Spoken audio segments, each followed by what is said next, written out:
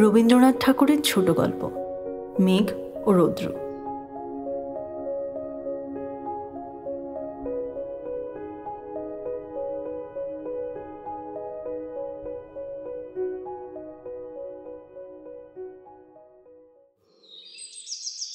প্রথম পরিচ্ছেদ। পূর্বদিনে বৃষ্টি হইয়া গিয়াছে, আজ ক্ষান্ত বর্ষণ। প্রাতকালে ম্লান রৌদ্র ও খণ্ড মেঘে মিলিয়া পরিপক্ক প্রায় আউশ ধানের ক্ষেত্রের ওপর পর্যায়ক্রমে আপন আপন সুদীর্ঘ তুলি বুলাইয়া যাইতেছিল। সুবিস্তৃত শ্যাম চিত্রপট একবার আলোকের স্পর্শে উজ্জ্বল পাণ্ডুবর্ণ ধারণ করিতেছিল, আবার পরক্ষণে ছায়া প্রলেপে গাঢ় স্নিগ্ধতায় অঙ্কিত হইতেছিল। যখন সমস্ত আকাশ রঙ্গভূমিতে মেঘ এবং রৌদ্র দুইটি মাত্র অভিনেতা আপন আপন অংশ অভিনয় করিতেছিল, তখন নিম্নে সংসার রঙ্গভূমিতে কত স্থানে কত অভিনয় চলিতেছিল তাহার আর সংখ্যা নাই। আমরা যেখানে একটি ক্ষুদ্র জীবননাট্যের পট উত্তোলন করিলাম, সেখানে গ্রামের পথের ধারে একটি বাড়ি দেখা যাইতেছে। বাহিরের একটি মাত্র ঘর পাকা এবং সেই ঘরের দুই পার্শ্ব দিয়া জীর্ণপ্রায় ইষ্টকের প্রাচীর গুটিকতক মাটির ঘর বেষ্টন করিয়া আছে। পথ হইতে গড়াদের জানালা দিয়া দেখা যাইতেছে একটি যুবা পুরুষ খালি গায়ে তক্তাপোষে বসিয়া বাম হস্তে ক্ষণে ক্ষণে তালপাতার পাখা লইয়া গ্রীষ্ম এবং মশক দূর করিবার চেষ্টা করিতেছেন এবং দক্ষিণ হস্তে বই লইয়া পাঠে নিবিষ্ট আছেন। বাহিরের গ্রামের পথে একটি ডুরে কাপড় পরা বালিকা আঁচলে গুটিকতক কালো জাম লইয়া একে একে নিঃশেষ করিতে করিতে উক্ত গড়াদে দেওয়া জানালার সম্মুখ দিয়া বারংবার যাতায়াত করিতেছিল। মুখের ভাবে স্পষ্টই বোঝা যাইতেছিল ভেতরের যে মানুষটি তক্তপোষে বসিয়া বই পড়িতেছে তাহার সহিত বালিকার ঘনিষ্ঠ পরিচয় আছে এবং কোনো মতে সে তাহার মনোযোগ আকর্ষণপূর্বক তাহাকে নীরবে অবজ্ঞা ভরে জানাইয়া যাইতে চাহে যে, সম্প্রতি কালোজাম খাইতে আমি অত্যন্ত ব্যস্ত আছি, তোমাকে আমি গ্রাহ্য মাত্র করি না। দুর্ভাগ্যক্রমে ঘরের ভেতরকার অধ্যয়নশীল পুরুষটি চোখে কম দেখেন। দূর হইতে বালিকার নীরব উপেক্ষা তাহাকে স্পর্শ করিতে পারে না। বালিকাও তাহা জানিত, সুতরাং অনেকক্ষণ নিষ্ফল আনাগোনার পর নীরব উপেক্ষার পরিবর্তে কালোজামের আটি ব্যবহার করিতে হইল। অন্ধের নিকটে অভিমানের বিশুদ্ধতা রক্ষা করা এতটাই দুরূহ। যখন ক্ষণে ক্ষণে দু চারিটা কঠিন আটি যেন দৈবক্রমে বিক্ষিপ্ত হইয়া কাঠের দরজার উপর ঠক করিয়া শব্দ করিয়া উঠিল, তখন পাঠরত পুরুষটি মাথা তুলিয়া চাহিয়া দেখিল। মায়াবিনী বালিকা তাহা জানিতে পারিয়া দ্বিগুণ নিবিষ্টভাবে অঞ্চল হইতে দর্শনযোগ্য সুপক্ক কালো জাম নির্বাচন করিতে প্রবৃত্ত হইল। পুরুষটি ভ্রুকঞ্চিত করিয়া বিশেষ চেষ্টা সহকারে নিরীক্ষণপূর্বক বালিকাকে চিনিতে পারিল এবং বই রাখিয়া জানালার কাছে উঠিয়া দাঁড়াইয়া হাস্যমুখে ডাকিল, গিরিবালা। গিরিবালা অবিচলিতভাবে নিজের অঞ্চলের মধ্যে জাম পরীক্ষা কার্যে সম্পূর্ণ অভিনিবিষ্ট থাকিয়া মৃদুগমনে আপন মনে এক এক পা করিয়া চলিতে লাগিল। তখন ক্ষীণদৃষ্টি যুবা পুরুষের বুঝিতে বাকি রহিল না যে কোনো একটি অজ্ঞানকৃত অপরাধের দণ্ডবিধান হইতেছে। তাড়াতাড়ি বাহিরে আসিয়া কহিলেন, কই আজ আমার কাছে আম দিলেন না?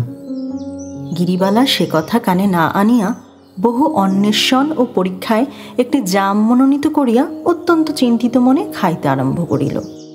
এই জামগুলি গিরিবালাদের বাগানের জাম এবং যুবা পুরুষের দৈনিক বরাদ্দ। কি জানি, সে কথা কিছুতেই আজ গিরিবালার স্মরণ হইল না। তাহার ব্যবহারে প্রকাশ পাইল যে এগুলো সে একমাত্র নিজের জন্যই আরোহণ করিয়াছে, কিন্তু নিজের বাগান হইতে ফল পাড়িয়া পরের দরজার সম্মুখে আসিয়া ঘটা করিয়া খাইবার কি অর্থ পরিষ্কার বোঝা গেল না। তখন পুরুষটি কাছে আসিয়া তাহার হাত ধরিল। গিরিবালা প্রথমটা আঁকিয়া বাকিয়া হাত ছাড়াইয়া চলিয়া যাইবার চেষ্টা করিল, তাহার পরে সহসা অশ্রুজলে ভাসিয়া কাঁদিয়া উঠিল এবং আঁচলের জাম ভূতলে ছড়াইয়া ফেলিয়া দিয়া ছুটিয়া চলিয়া গেল। সকালবেলার চঞ্চল রৌদ্র এবং চঞ্চল মেঘ বৈকালে শান্ত এবং শ্রান্ত ভাব ধারণ করিয়াছে। শুভ্র স্ফীত মেঘ আকাশের প্রান্তভাগে স্তূপাকার হইয়া পড়িয়া আছে এবং অপরাহ্নের অবসন্নপ্রায় আলোক গাছের পাতায় পুষ্করিণীর জলে এবং বর্ষাস্নাত প্রকৃতির প্রত্যেক অঙ্গে প্রত্যঙ্গে ঝিকঝিক করিতেছে। আবার সেই বালিকাটিকে সেই গড়াদের জানালার সম্মুখে দেখা যাইতেছে এবং ঘরের মধ্যে সেই যুবা পুরুষটি বসিয়া আছে। প্রভেদের মধ্যে এ বেলা বালিকার অঞ্চলে জাম নাই এবং যুবকের হস্তেও বই নাই। তদপেক্ষা গুরুতর এবং নিগূঢ় প্রভেদেও কিছু কিছু ছিল। এবেলাও বালিকা কি বিশেষ আবশ্যকে সেই বিশেষ স্থানে আসিয়া ইতস্তত করিতেছে বলা কঠিন। আর যাহাই আবশ্যক থাক, ঘরের ভেতরকার মানুষটির সহিত আলাপ করিবার যে আবশ্যক আছে, ইহা কোনো মতেই বালিকার ব্যবহারে প্রকাশ পায় না। বরঞ্চ বোধ হইল সে দেখিতে আসিয়াছে সকালবেলায় যে জামগুলো ফেলিয়া গিয়াছে, বিকেলবেলায় তাহার কোনোটার অঙ্কুর বাহির হইয়াছে কিনা। কিন্তু অঙ্কুর না বাহির হইবার অন্যান্য কারণের মধ্যে একটি গুরুতর কারণ এই ছিল যে ফলগুলি সম্প্রতি যুবকের সম্মুখে তক্তপোষের ওপর রাশীকৃত ছিল এবং বালিকা যখন ক্ষণে ক্ষণে অবনত হইয়া কোনো একটা অনির্দেশ্য কাল্পনিক পদার্থের অনুসন্ধানে নিযুক্ত ছিল, তখন যুবক মনের হাস্য গোপন করিয়া অত্যন্ত গম্ভীরভাবে একটি একটি জাম নির্বাচন করিয়া সযত্নে আহার করিতেছিল। অবশেষে যখন দুটো একটা আটি দৈবক্রমে বালিকার পায়ের কাছে, এমনকি পায়ের উপরে আসিয়া পড়িল, তখন গিরিবালা বুঝিতে পারিল যুবক বালিকার অভিমানের প্রতিশোধ লইতেছে। কিন্তু এ কি উচিত? যখন সে আপনার ক্ষুদ্র হৃদয়টুকুর সমস্ত গর্ব বিসর্জন দিয়া আত্মসমর্পণ করিবার অবসর খুঁজিতেছে, তখন কি তাহার সেই অত্যন্ত দুরূহ পথে বাধা দেয়া নিষ্ঠুরতা নহে? ধরা দিতে আসিয়াছে, এই কথাটা ধরা পড়িয়া বালিকা যখন ক্রমশ আরক্তিম হইয়া পালায়নের পথে অনুসন্ধান করিতে লাগিল, তখন যুবক বাহিরে আসিয়া তাহার হাত ধরিল। সকালবেলাকার মতো এবেলাও বালিকা আকিয়া বাকিয়া হাত ছাড়াইয়া পালাইবার বহু চেষ্টা করিল, কিন্তু কাঁদিল না। বরঞ্চ রক্তবর্ণ হইয়া ঘাড় বাঁকাইয়া উৎপীড়নকারীর পৃষ্ঠদেশে মুখ লুকাইয়া প্রচুর পরিমাণে হাসিতে লাগিল এবং যেন কেবলমাত্র বাহ্য আকর্ষণে নীত হইয়া পরাভূত বন্দীভাবে লৌহগড়াত বেষ্টিত কারাগারের মধ্যে প্রবেশ করিল। আকাশে মেঘরৌদ্রের খেলা যেমন সামান্য, ধরা প্রান্তে এ দুটি প্রাণীর খেলাও তেমনি সামান্য, তেমনি ক্ষণস্থায়ী। আবার আকাশে মেঘরৌদ্রের খেলা যেমন সামান্য নহে এবং খেলা নহে, কিন্তু খেলার মতো দেখিতে মাত্র, তেমনি এই দুটি অখ্যাতনামা মানুষের একটি কর্মহীন বর্ষাদিনের ক্ষুদ্র ইতিহাস সংসারের শত শত ঘটনার মধ্যে তুচ্ছ বলিয়া প্রতীয়মান হইতে পারে, কিন্তু ইহা তুচ্ছ নহে।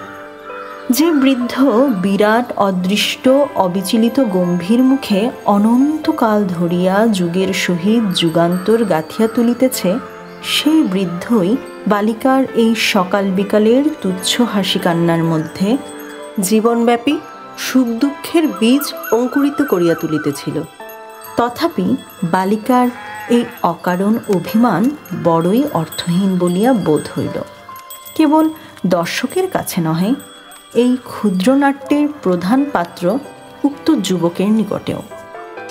এই বালিকা কেন যে একদিন বা রাগ করে, একদিন বা অপরিমিত স্নেহ প্রকাশ করিতে থাকে, কোনো দিন বা দৈনিক বরাদ্দ বাড়াইয়া দেয়, কোনো দিন বা দৈনিক বরাদ্দ একেবারেই বন্ধ করে, তাহার কারণ খুঁজিয়া পাওয়া সহজ নহে। এক একদিন সে যেন তার সমস্ত কল্পনা, ভাবনা এবং নৈপুণ্য একত্র করিয়া যুবকের সন্তোষ সাধনে প্রবৃত্ত হয়। আবার এক একদিন তাহার সমস্ত ক্ষুদ্র শক্তি তাহার সমস্ত কাঠিন্য একত্র সংহত করিয়া তাহাকে আঘাত করিতে চেষ্টা করে। বেদনা দিতে না পারিলে তাহার কাঠিন্য দ্বিগুণ বাড়িয়া ওঠে। কৃতকার্য হইলে সে কাঠিন্য অনুতাপের অশ্রুজলে শতধা বিগলিত হইয়া অজস্র স্নেহধারায় প্রবাহিত হইতে থাকে। এই তুচ্ছ মেঘরৌদ্র খেলার প্রথম তুচ্ছ ইতিহাস পরপরিচ্ছেদের সংক্ষেপে বিবৃতি করা যাইতেছে। দ্বিতীয় পরিচ্ছেদ। গ্রামের মধ্যে আর সকলেই দলাদলি, চক্রান্ত, ইক্ষুর চাষ, মিথ্যা মকদ্দমা এবং পাটের কারবার লইয়া থাকিত। ভাবের আলোচনা এবং সাহিত্য চর্চা করিত কেবল শশীভূষণ এবং গিরিবালা।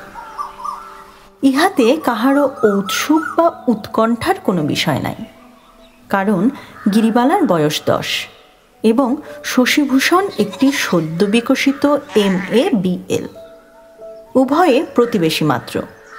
গিরিবালার পিতা হরকুমার এককালে নিজ গ্রামের পত্তনিদার ছিলেন। এখন দুরবস্থায় পড়িয়া সমস্ত বিক্রয় করিয়া তাহাদের বিদেশি জমিদারের নায়েবি পদ গ্রহণ করিয়াছেন। যে পরগনায় তাহাদের বাস সেই পরগনারই নায়েবি, সুতরাং তাহাকে জন্মস্থান হইতে নড়িতে হয় না। শশীভূষণ MA পাশ করিয়া আইন পরীক্ষায় উত্তীর্ণ হইয়াছেন, কিন্তু কিছুতেই কোনো কর্মে ভিড়িলেন না। লোকের সঙ্গে মেশা বা সভাস্থলে দুটো কথা বলা সেও তাহার দ্বারা হইয়া ওঠে না। চোখে কম দেখেন বলিয়া চেনা লোককে চিনিতে পারেন না এবং সেই কারণেই ভ্রুকঞ্চিত করিয়া দৃষ্টিপাত করিতে হয়। লোকে সেটাকে ঔদ্ধত্য বলিয়া বিবেচনা করে। কলিকাতায় জনসমুদ্রের মধ্যে আপন মনে একলা থাকা শোভা পায়, কিন্তু পল্লীগ্রামে সেটা বিশেষ স্পর্ধার মতন দেখিতে হয়। শশীভূষণের বাপ যখন বিস্তর চেষ্টায় পরাস্ত হইয়া অবশেষে তাহার অকর্মণ্য পুত্রটিকে পল্লীতে তাহাদের সামান্য বিষয়রক্ষা কার্যে নিয়োগ করিলেন, তখন শশীভূষণকে পল্লীবাসীদের নিকট হইতে বিস্তর উৎপীড়ন, উপহাস এবং লাঞ্ছনা সহিতে হইয়াছিল। লাঞ্ছনার আরও একটা কারণ ছিল। শান্তিপ্রিয় শশীভূষণ বিবাহ করিতে সম্মত ছিলেন না। কন্যাদায়গ্রস্ত পিতামাতাগণ তাহার এই অনিচ্ছাকে দুঃসহ অহংকার জ্ঞান করিয়া কিছুতেই ক্ষমা করিতে পারিতেন না। শশীভূষণের উপর যতই উপদ্রব হইতে লাগিল, শশীভূষণ ততই আপন বিবরের মধ্যে অদৃশ্য হইতে লাগিলেন। একটি কোণের ঘরে তক্তপোষের ওপর কতকগুলি বাঁধানো ইংরেজি বই লইয়া বসিয়া থাকিতেন। যখন যেটা ইচ্ছা হইত পাঠ করিতেন, এই তো ছিল তার কাজ।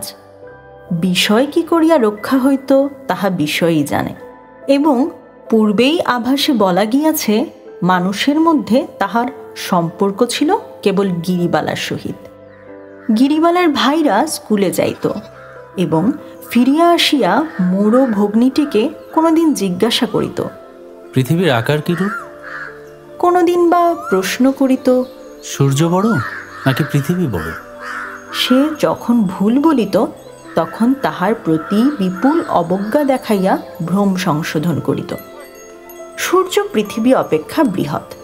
এই মতটা যদি গিরিবালার নিকট প্রমাণাভাবে অসিদ্ধ বলিয়া বোধ হইত এবং সেই সন্দেহ যদি সে সাহস করিয়া প্রকাশ করিত, তবে তাহার ভাইরা তাহাকে দ্বিগুণ উপেক্ষা ভরে কহিত, ইস, আমাদের বইয়ে লেখা আছে, আর তুই? ছাপার বইয়ে এমন কথা লেখা আছে শুনিয়া গিরিবালা সম্পূর্ণ নিরুত্তর হইয়া যাইত। দ্বিতীয় আর কোনো প্রমাণ তাহার নিকট আবশ্যক বোধ হইত না, কিন্তু তাহার মনে মনে বড় ইচ্ছা করিত। সেও দাদাদের মতো বই লইয়া পড়ে। কোনো কোনো দিন সে আপন ঘরে বসিয়া কোনো একটা বই খুলিয়া বিড়বিড় করিয়া পড়ার ভান করিত এবং অনর্গল পাতা উল্টাইয়া যাইত। ছাপার কালো কালো ছোট ছোট অপরিচিত অক্ষরগুলি কি যেন এক মহারহস্যশালার সিংহদ্বারে দলে দলে সার বাঁধিয়া স্কন্ধের উপরে ইকার ঐকার রেফ উচাইয়া পাহারা দিত। গিরিবালার কোনো প্রশ্নের কোনো উত্তরই করিত না। কথামালা তাহার ব্যাঘ্র শৃগাল অর্শগর্ধবের একটি কথাও কৌতূহল কাতর বালিকার নিকট ফাঁস করিত না, এবং আখ্যান মঞ্জুরি তাহার সমস্ত আখ্যানগুলি লইয়া মৌনব্রতের মতো নীরবে চাহিয়া থাকিত। গিরিবালা তাহার ভাইদের নিকট পড়া শিখিবার প্রস্তাব করিয়াছিল, কিন্তু তাহার ভাইরা সে কথায় কর্ণপাত মাত্র করে নাই। একমাত্র শশীভূষণ তাহার সহায় ছিল। গিরিবালার নিকট কথামালা এবং আখ্যান মঞ্জুরি যেমন দুর্ভেদ্য রহস্যপূর্ণ ছিল, শশীভূষণও প্রথম প্রথম অনেকটা সেইরূপ ছিল। লোহার গড়াদে দেওয়া রাস্তার ধারের ছোট বসিবার ঘরটিতে যুবক একাকী তক্তপোষের ওপর পুস্তক পরিবৃত্ত হইয়া বসিয়া থাকিত। গিরিবালা গড়াদে ধরিয়া বাহিরে দাঁড়াইয়া অবাক হইয়া এই নতপৃষ্ঠ পাঠ নিবিষ্ট অদ্ভুত লোকটিকে নিরীক্ষণ করিয়া দেখিত। পুস্তকের সংখ্যা তুলনা করিয়া মনে মনে স্থির করিত, শশীভূষণ তাহার ভাইদের অপেক্ষা অনেক বেশি বিদ্বান। তদপেক্ষা বিস্ময়জনক ব্যাপার তাহার নিকট আর কিছুই ছিল না।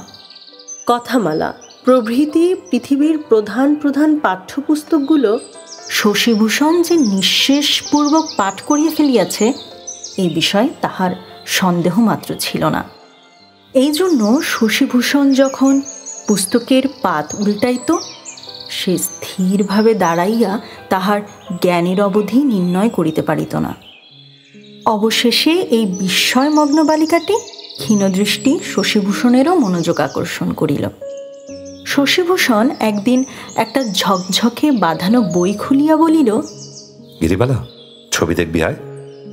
গিরিবালা তৎক্ষণাৎ দৌড়াইয়া পালাইয়া গেল, কিন্তু পরদিন সে পুনর্বার রুড়ে কাপড় পরিয়া সেই গড়াদের বাহিরে দাঁড়াইয়া সেইরূপ গম্ভীর মৌন মনোযোগের সহিত শশীভূষণের অধ্যয়ন কার্য নিরীক্ষণ করিয়া দেখিতে লাগিল। শশীভূষণ সেদিনও ডাকিল, এবং সেদিনও সে বেণী দুলাইয়া ঊর্ধ্বশ্বাসে ছুটিয়া পালাইল। এইরূপে তাহাদের পরিচয়ের সূত্রপাত হইয়া ক্রমে কখন ঘনিষ্ঠতর হইয়া উঠিল, এবং কখন যে বালিকা গড়াদের বাহির হইতে শশীভূষণের ঘরের মধ্যে প্রবেশ করিল, তাহার তক্তপোষের ওপর বাঁধানো পুস্তক স্তূপের মধ্যে স্থান পাইল, ঠিক সে তারিখটা নির্ণয় করিয়া দিতে ঐতিহাসিক গবেষণার আবশ্যক। শশীভূষণের নিকট গিরিবালার লেখাপড়ার চর্চা আরম্ভ হইল। শুনিয়া সকলে হাসিবেন।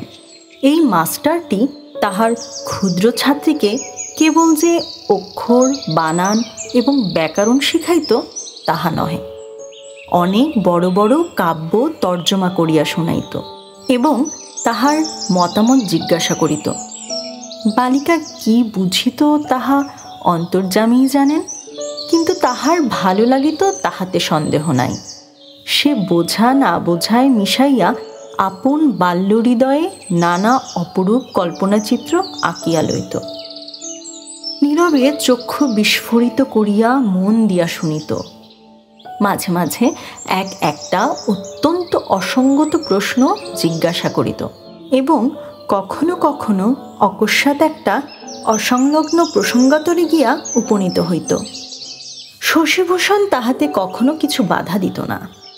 বড় বড় কাব্য সম্বন্ধে এই অতি ক্ষুদ্র সমালোচকের নিন্দা, প্রশংসার টিকাভাষ্য শুনিয়া সে বিশেষ আনন্দ লাভ করিত। সমস্ত পল্লীর মধ্যে এই গিরিবালাই তাহার একমাত্র সমঝদার বন্ধু। গিরিবালার সহিত শশীভূষণের প্রথম পরিচয় তখন গিরির বয়স 8 ছিল, এখন তাহার বয়স 10 হইয়াছে। এই 2 বৎসরে সে ইংরেজি ও বাংলা বর্ণমালা শিখিয়া 2-4টা সহজ বই পড়িয়া ফেলিয়াছে, এবং শশীভূষণের পক্ষেও পল্লীগ্রাম এই 2 বছর নিতান্ত সঙ্গবিহীন বিরস বলিয়া বোধ হয় নাই। তৃতীয় পরিচ্ছেদ। কিন্তু গিরিবালার বাপ হরকুমারের সহিত শশীভূষণের বাল্যরূপ বনিবনাও হয় নাই। হরকুমার প্রথম এই MA-BL এর নিকট মকদ্দমা মামলা সম্বন্ধে পরামর্শ লইতে আসিত। MA বিএল তাহাতে বড় একটা মনোযোগ করিত না এবং আইনবিদ্যা সম্বন্ধে নায়েবের নিকট আপন অজ্ঞতা স্বীকার করিতে কুণ্ঠিত হইত না। নায়েব সেটাকে নিতান্তই ছল মনে করিত। এমনভাবে বছর 2-1 কাটিল। সম্প্রতি একটা অবাধ্য প্রজাকে শাসন করা আবশ্যক হইয়াছে। নায়েব মহাশয় তাহার নামে ভিন্ন ভিন্ন জেলায় ভিন্ন ভিন্ন অপরাধ ও দাবিতে নালিশ রুজু করিয়া দেবার অভিপ্রায় প্রকাশ করিয়া পরামর্শের জন্য শশীভূষণকে কিছু বিশেষ পীড়াপিড়ি করিয়া ধরিলেন। শশীভূষণ পরামর্শ দেয়া দূরে থাক, শান্ত অথচ দৃঢ়ভাবে হরকুমারকে এমন গুটি দুচারি কথা বলিলেন যাহা তাহার কিছুমাত্র মিষ্টবোধ হইল না। এদিকে আবার প্রজার নামে একটি মকদ্দমাতেও হরকুমার জিতিতে পারিলেন না। তাহার মনে দৃঢ় ধারণা হইল শশীভূষণ উক্ত হতভাগ্য প্রজার সহায় ছিল। তিনি প্রতিজ্ঞা করিলেন, এমন লোককে গ্রাম হইতে অবিলম্বে তাড়াইতে হইবে। শশীভূষণ দেখিলেন তাহার ক্ষেতের মধ্যে গরু প্রবেশ করে, তাহার কলাইয়ের খোলায় আগুন লাগিয়া যায়, তাহার সীমানা লইয়া বিবাদ বাঁধে, তাহার প্রজারা সহজে খাজনা দেয় না এবং উল্টিয়া তাহার নামে মিথ্যা মকদ্দমা আনিবার উপক্রম করে। এমনকি সন্ধ্যার সময় পথে বাহির হইলে তাহাকে মারিবে এবং রাত্রে তাহার বসতবাটিতে আগুন লাগাইয়া দিবে, এমন সকল জনশ্রুতিও শোনা যাইতে লাগিল। অবশেষে শান্তিপ্রিয় নিরীহ প্রকৃতির শশীভূষণ গ্রাম ছাড়িয়া কলিকাতায় পালাইবার আয়োজন করিলেন। যাত্রার উদ্যোগ করিতেছেন এমন সময়ে গ্রামে জয়েন্ট ম্যাজিস্ট্রেট সাহেবের তাঁবু পড়িল। বরকন্দাজ, কনস্টেবল, খানসামা, কুকুর, ঘোড়া, সহিস, ম্যাথরে সমস্ত গ্রাম চঞ্চল হইয়া উঠিল। ছেলের দল ব্যাঘ্রের অনুবর্তী শৃগালের পালের ন্যায় সাহেবের আড্ডার নিকটে শঙ্কিত কৌতূহল সহকারে ঘুরিতে লাগিল। নায়েব মহাশয় যথারীতি আতিথ্যশিরে খরচ লিখিয়া সাহেবের মুরগি, আন্ডা, ঘৃত, দুগ্ধ যোগাইতে লাগিলেন। জয়েন্ট সাহেবের যে পরিমাণে খাদ্য আবশ্যক নায়েব মহাশয় তদপেক্ষা অনেক বেশি অক্ষুণ্ণ চিত্তে সরবরাহ করিয়াছিলেন। কিন্তু প্রাতকালে সাহেবের ম্যাথর আসিয়া যখন সাহেবের কুকুরের জন্য একেবারে 4 সের ঘৃত আদেশ করিয়া বসিল, তখন দুর্গ্রহবশত সেটা তাহার সহ্য হইল না। ম্যাথরকে উপদেশ দিলেন যে সাহেবের কুত্তা যদিচ দেশি কুকুরের অপেক্ষা অনেকটা ঘি বিনা পরিতাপে হজম করিতে পারে, তথাপি একাধিক পরিমাণে স্নেহ পদার্থ তাহার স্বাস্থ্যের পক্ষে কল্যাণজনক নহে। তাহাকে ঘি দিলেন না। ম্যাথর গিয়া সাহেবকে জানাইল যে কুকুরের জন্য মাংস কোথায় পাওয়া যাইতে পারে, ইহাই সে নায়েবের নিকট সন্ধান লইতে গিয়াছিল। কিন্তু সে জাতিতে ম্যাথর বলিয়া নায়েব অবজ্ঞাপূর্বক তাহাকে সর্বলোক সম্মুখে দূর করিয়া তাড়াইয়া দিয়াছে। এমনকি সাহেবের প্রতিও উপেক্ষা প্রদর্শন করিতে কুণ্ঠিত হয় নাই। একে ব্রাহ্মণের জাত্যাভিমান সাহেব লোকের সহজেই অসহ্য বোধ হয়, তাহার উপর তাহার ম্যাথরকে অপমান করিতে সাহস করিয়াছে। ইহাতে ধৈর্য রক্ষা করা তাহার পক্ষে অসম্ভব হইয়া উঠিল। তৎক্ষণাৎ চাপরাশিকে আদেশ করিলেন। নায়েব কম্পাম্বলিত কলেবরে দুর্গা নাম জপ করিতে করিতে সাহেবের তাম্বুর সম্মুখে খাড়া হইলেন। সাহেব তাম্বু হইতে মচমচ শব্দে বাহির হইয়া আসিয়া নায়েবকে উচ্চকণ্ঠে বিজাতীয় উচ্চারণে জিজ্ঞাসা করিলেন, তুমি কি কারণ বশত আমার মেঠরকে দূর করিয়াছে? হরকুমার শশব্যস্ত হইয়া করজোড়ে জানাইলেন, সাহেবের মেথরকে দূর করিতে পারেন এমন স্পর্ধা কখনোই তাহার সম্ভবে না। তবে কিনা কুকুরের জন্য একেবারে 4 সের ঘি চাহিয়া বসাতে প্রথমে তিনি উক্ত চতুষ্পদের মঙ্গলার্থে মৃদুভাবে আপত্তি প্রকাশ করিয়া পরে ঘৃত সংগ্রহ করিয়া আনিবার জন্য ভিন্ন ভিন্ন স্থানে লোক পাঠাইয়াছেন। সাহেব জিজ্ঞাসা করিলেন, কাহাকে পাঠানো হইয়াছে এবং কোথায় পাঠানো হইয়াছে? হরকুমার তৎক্ষণাৎ যেমন মুখে আসিল নাম করিয়া দিলেন। সেই নামীয় লোকগণ সেই গ্রামে ঘিতু আনিবার জন্য গিয়াছে কিনা সন্ধান করিতে অতি সত্বর লোক পাঠাইয়া দিয়া সাহেব নায়েবকে তাম্বুতে বসাইয়া রাখিলেন। দূতগণ অপরাহ্নে ফিরিয়া আসিয়া সাহেবকে জানাইল, ঘৃত সংগ্রহের জন্য কেহ কোথাও যায় নাই, নায়েবের সমস্ত কথাই মিথ্যা। এবং ম্যাথর যে সত্য বলিয়াছে তাহাতে আর হাকিমের সন্দেহ রহিল না। তখন জয়েন্ট সাহেব ক্রোধে গর্জন করিয়া মেথরকে ডাকিয়া কহিলেন, এই শালকের কর্ণ ধরিয়া তাম্বুর চারিদিকে ঘোরদৌড় করাও। মেথর আর কাল বিলম্ব না করিয়া চতুর্দিকে লোক লোকারণ্যের মধ্যে সাহেবের আদেশ পালন করিল। দেখিতে দেখিতে কথাটা ঘরে ঘরে রাষ্ট্র হইয়া গেল। হরকুমার গৃহে আসিয়া আহার ত্যাগ করিয়া মুমূর্ষুবৎ পড়িয়া রহিলেন। জমিদারি কার্য উপলক্ষে নায়েবের শত্রু বিস্তর ছিল। তাহারা এই ঘটনায় অত্যন্ত আনন্দ লাভ করিল। কিন্তু কলিকাতায় গমনোদ্যত শশীভূষণ যখন এই সংবাদ শুনিলেন, তখন তাহার সর্বাঙ্গের রক্ত উত্তপ্ত হইয়া উঠিল। সমস্ত রাত্রি তাহার নিদ্রা হইল না। পরদিন প্রাতে তিনি হরকুমারের বাড়িতে গিয়া উপস্থিত হইলেন। হরকুমার তাহার হাত ধরিয়া ব্যাকুলভাবে কাঁদিতে লাগিলেন। শশীভূষণ কহিলেন, সাহেবের নামে মানহানির মোকদ্দমা আনিতে হইবে, আমি তোমার উকিল হইয়া লড়িব। স্বয়ং ম্যাজিস্ট্রেট সাহেবের নামে মকদ্দমা নিতে হইবে শুনিয়া হরকুমার প্রথমটা ভীত হইয়া উঠিলেন। শশীভূষণ কিছুতেই ছাড়িলেন না। হরকুমার বিবেচনা করিতে সময় লইলেন, কিন্তু যখন দেখিলেন কথাটা চারিদিকে রাষ্ট্র হইয়াছে এবং শত্রুগণ আনন্দ প্রকাশ করিতেছে, তখন তিনি আর থাকিতে পারিলেন না। শশীভূষণের শরণাপন্ন হইলেন, কহিলেন, বাপু, শুনিলাম তুমি অকারণে কলিকাতায় যাইবার আয়োজন করিতেছ। সে তো কিছুতেই হইতে পারিবে না। তোমার মতো একজন লোক গ্রামে থাকিলে আমাদের সাহস কত থাকে। যাহা হোক, আমাকে এই ঘোর অপমান হইতে উদ্ধার করিতে হইবে। চতুর্থ পরিচ্ছেদ। যে শশীভূষণ চিরকাল লোকচক্ষুর অন্তরালে নিভৃত নির্জনতার মধ্যে আপনাকে রক্ষা করিবার চেষ্টা করিয়া আসিয়াছেন, তিনি আজ আদালতে আসিয়া হাজির হইলেন। ম্যাজিস্ট্রেট তাহার নালিশ শুনিয়া তাহাকে প্রাইভেট কামরার মধ্যে ডাকিয়া লইয়া অত্যন্ত খাতির করিয়া কহিলেন, শশীবাবু, এই মোকদ্দমাটা গোপনে মিটমাট করিয়া ফেলিলেই ভালো হয় নাকি?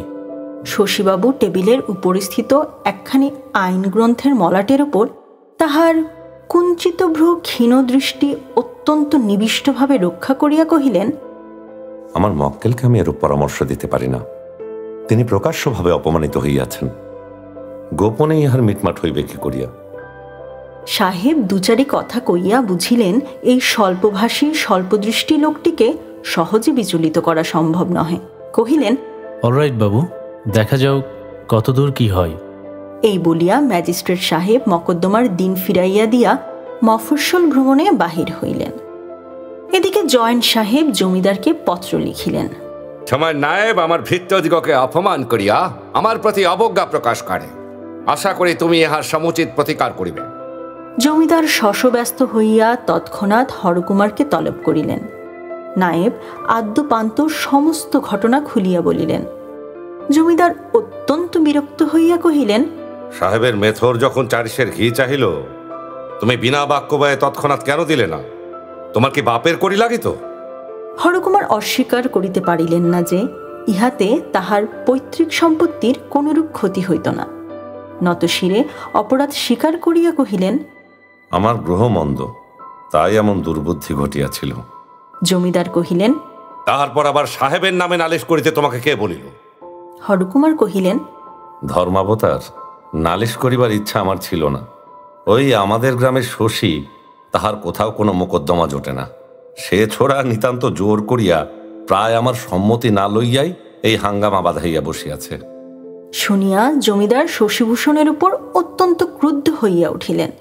বুঝিলেন লোকটা অপদার্থ নব্য উকিল, কোন ছুতায় এক হুজুগ তুলিয়া সাধারণের সম্মুখে পরিচিত হইবার চেষ্টায় আছে। নায়েবকে হুকুম করিয়া দিলেন, মকদ্দমা তুলিয়া লইয়া যেন অবিলম্বে ছোট বড় ম্যাজিস্ট্রেট যুগলকে ঠান্ডা করা হয়। নায়েব সাহেবের জন্য কিঞ্চিত ফলমূল শীতলভোগ উপহার লইয়া জয়েন্ট ম্যাজিস্ট্রেটের বাসায় গিয়া হাজির হইলেন। সাহেবকে জানাইলেন সাহেবের নামে মকদ্দমা করা তার আদৌ স্বভাব বিরুদ্ধ। কেবল শশীভূষণ নামে গ্রামের এক অজস্র শত্রু অপগণ্ড অর্বাচীন উকিল তাহাকে এক প্রকার না জানাইয়াই এইরূপ স্পর্ধার কাজ করিয়াছে। সাহেব শশীভূষণের প্রতি অত্যন্ত বিরক্ত এবং নায়েবের প্রতি বড় সন্তুষ্ট হইলেন এবং কহিলেন, রাগের মাথায় নায়েববাবুকে দণ্ডবিধান করিয়া তিনি দুঃখিত আছেন। সাহেব বাংলা ভাষার পরীক্ষায় সম্প্রতি পুরস্কার লাভ করিয়া সাধারণের সহিত সাধু ভাষায় বাক্যলাভ করিয়া থাকেন। নায়েব কহিলেন, মা বাপ কখনো বা রাগ করিয়া শাস্তিও দিয়া থাকেন, কখনো বা আদর করিয়া কোলেও টানিয়া লন। ইহাতে সন্তানের বা মা বাপের দুঃখের কোনো কারণ নাই। অতঃপর জয়েন্ট সাহেবের সমস্ত ভৃত্যবর্গকে যথাযোগ্য পারিতোষিক দিয়া হরকুমার মফস্বলে ম্যাজিস্ট্রেট সাহেবের সহিত দেখা করিতে গেলেন। ম্যাজিস্ট্রেট তাহার মুখে শশীভূষণের স্পর্ধার কথা শুনিয়া কহিলেন, আমিও আশ্চর্য হইতেছিলাম যে নায়েববাবুকে বরাবর ভালো লোক বলিয়াই জানিতাম। তিনি যে সর্বাগ্রে আমাকে জানাইয়া গোপনে মিটমাট না করিয়া হঠাৎ মোকদ্দমা আনিবেন, এ কি অসম্ভব ব্যাপার। এখন সমস্তই বুঝিতে পারিতেছি। অবশেষে নায়েবকে জিজ্ঞাসা করিলেন, শশী কংগ্রেসে যোগ দিয়াছে কিনা? নায়েব অম্লান মুখে বলিলেন, হ্যাঁ। সাহেব তাহার সাহেবী বুদ্ধিতে স্পষ্টই বুঝিতে পারিলেন এ সমস্তই কংগ্রেসের চাল। একটা পাকচক্র বাঁধাইয়া অমৃতবাজারে প্রবন্ধ লিখিয়া গভর্নমেন্টের সহিত খিটিমিটি করিবার জন্য কংগ্রেসের ক্ষুদ্র ক্ষুদ্র চেলাগণ লুক্কায়িতভাবে চতুর্দিকে অবসর অনুসন্ধান করিতেছে। এই সকল ক্ষুদ্র কণ্টকগণকে একদমে দলন করিয়া ফেলিবার জন্য ম্যাজিস্ট্রেটের হস্তে অধিকতর সরাসরি ক্ষমতা দেয়া হয় নাই বলিয়া সাহেব ভারতবর্ষীয় গভর্নমেন্টকে অত্যন্ত দুর্বল গভর্নমেন্ট বলিয়া মনে মনে ধিক্কার দিলেন। কিন্তু কংগ্রেসওয়ালা শশীভূষণের নাম ম্যাজিস্ট্রেটের মনে রহিল। পঞ্চম পরিচ্ছেদ। সংসারে বড় বড় ব্যাপারগুলি যখন প্রবলভাবে গজাইয়া উঠিতে থাকে, তখন ছোট ছোট ব্যাপারগুলিও ক্ষুধিত ক্ষুদ্র শিকড় জাল লইয়া জগতের ওপর আপন দাবি বিস্তার করিতে ছাড়ে না। শশীভূষণ যখন এই ম্যাজিস্ট্রেটের হাঙ্গামা লইয়া বিশেষ ব্যস্ত, যখন বিস্তৃত পুঁথিপত্র হইতে আইন উদ্ধার করিতেছেন, মনে মনে বক্তৃতায় শান দিতেছেন, কল্পনায় সাক্ষীকে জেরা করিতে বসিয়া গিয়াছেন ও প্রকাশ্য আদালতের লোকারণ্য দৃশ্য এবং এই যুদ্ধ পর্বের ভাবী পর্বাধ্যায়গুলি মনে আনিয়া ক্ষণে ক্ষণে কম্পিত ও ঘর্মাক্ত হইয়া উঠিতেছেন, তখন তাহার ক্ষুদ্র ছাত্রীটি তাহার ছিন্ন প্রায় চারুপাঠ ও মসি বিচিত্র লিখিবার খাতা, বাগান হইতে কখনো ফুল, কখনো ফল, মাতৃভাণ্ডার হইতে কোনোদিন আচার, কোনোদিন নারিকেলের মিষ্টান্ন, কোনোদিন পাতায় মোড়া কেতকী কেশর সুগন্ধি গৃহনির্মিত খয়রা নিয়া নিয়মিত সময়ে তাহার দ্বারে আসিয়া উপস্থিত হইত। প্রথম দিন কতক দেখিল শশীভূষণ একখানা চিত্রহীন প্রকাণ্ড কঠোর মূর্তি গ্রন্থ খুলিয়া অন্যমনস্কভাবে পাত উল্টাইতেছেন। সেটা যে মনোযোগ দিয়া পাঠ করিতেছেন তাহাও বোধ হইল না। অন্য সময়ে শশীভূষণ যে সকল গ্রন্থ পড়িতেন, তাহার মধ্য হইতে কোনো না কোনো অংশ গিরিবালাকে বুঝাইবার চেষ্টা করিতেন, কিন্তু ওই স্থূলকায় কালো মলাটের পুস্তক হইতে গিরিবালাকে শুনাইবার যোগ্য কি দুটি কথাও ছিল না। তা না থাক, তাই বলিয়া ওই বইখানা কি এতই বড় আর গিরিবালা কি এতই ছোট? প্রথমটা গুরুর মনোযোগ আকর্ষণের জন্য গিরিবালা সুর করিয়া বানান করিয়া বেণী সমেত দেহের উত্তরার্ধ সবেগে দুলাইতে দুলাইতে উচ্চৈস্বরে আপনি পড়া আরম্ভ করিয়া দিল। দেখিল তাহাতে বিশেষ ফল হইল না। কালো মোটা বইখানার উপরে মনে মনে অত্যন্ত চটিয়া গেল। ওটাকে একটা কুৎসিত কঠোর নিষ্ঠুর মানুষের মতো করিয়া দেখিতে লাগিল। ওই বইখানা যে গিরিবালাকে বালিকা বলিয়া সম্পূর্ণ অবজ্ঞা করে, তাহা যেন তাহার প্রত্যেক দুর্বোধ পাতা দুষ্ট মানুষের মুখের মতো আকার ধারণ করিয়া নীরবে প্রকাশ করিতে লাগিল।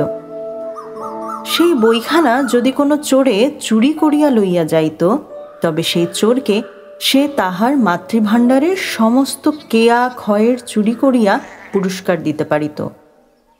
সেই বইখানা বিনাশের জন্য সে মনে মনে দেবতার নিকট যে সকল অসঙ্গত ও অসম্ভব প্রার্থনা করিয়াছিল, তাহা দেবতারা শোনেন নাই এবং পাঠকদিগকেও শুনাইবার কোনো আবশ্যক দেখি না।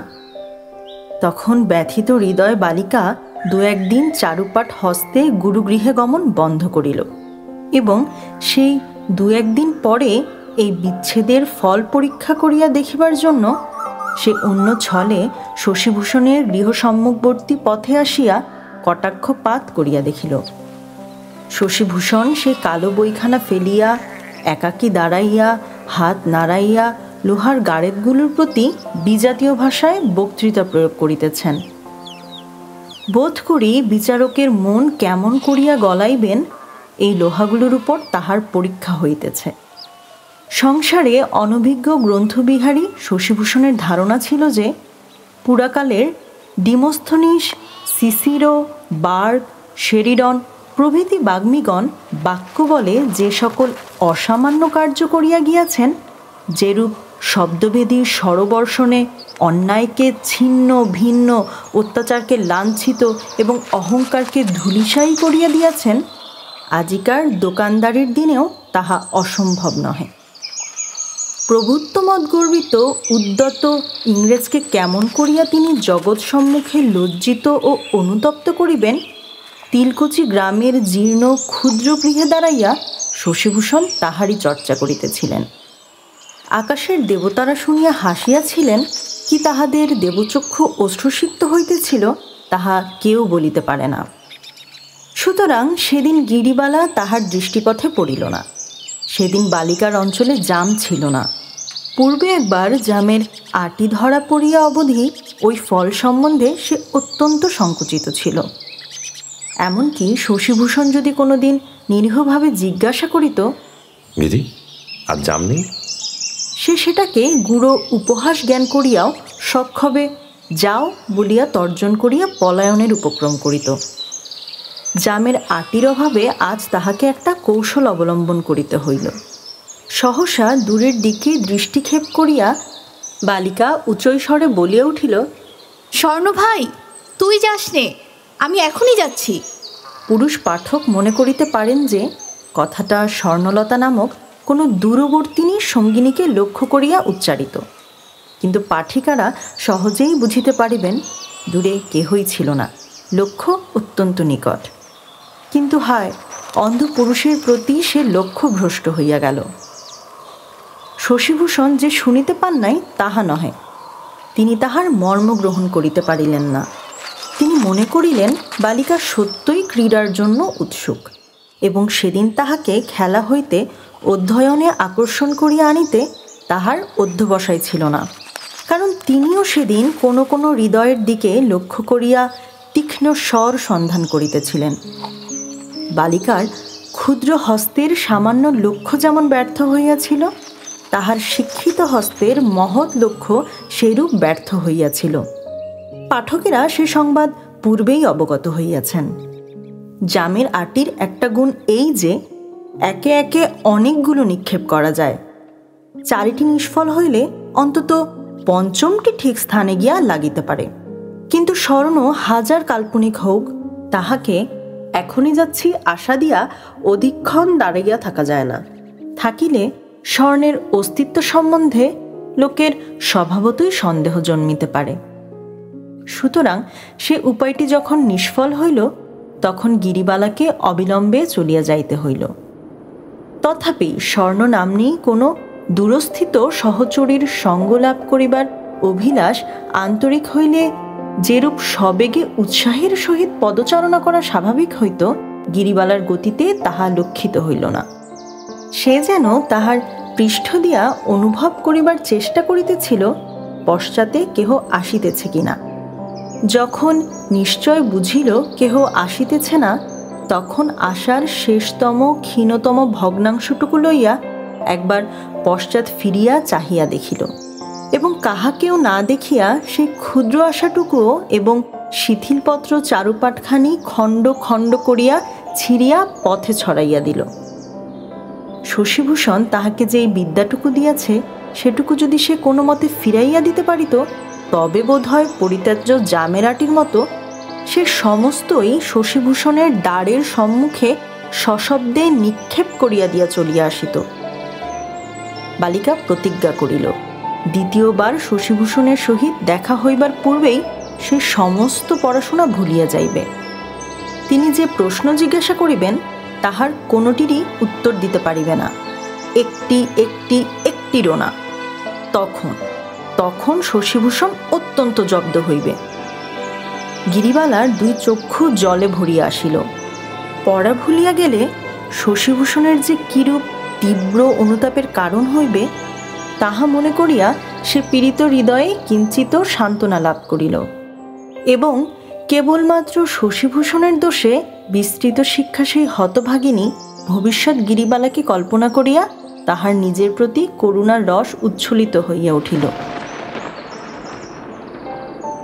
আকাশে মেঘ করিতে লাগিল। বর্ষাকালে এমন মেঘ প্রতিদিন করিয়া থাকে। গিরিবালা পথের প্রান্তে একটা গাছের আড়ালে দাঁড়াইয়া অভিমানে ফুলিয়া ফুলিয়া কাঁদিতে লাগিল।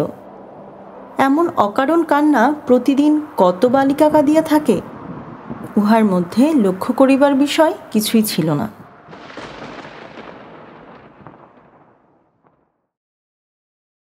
গল্পকার সব শুনবো বাংলা।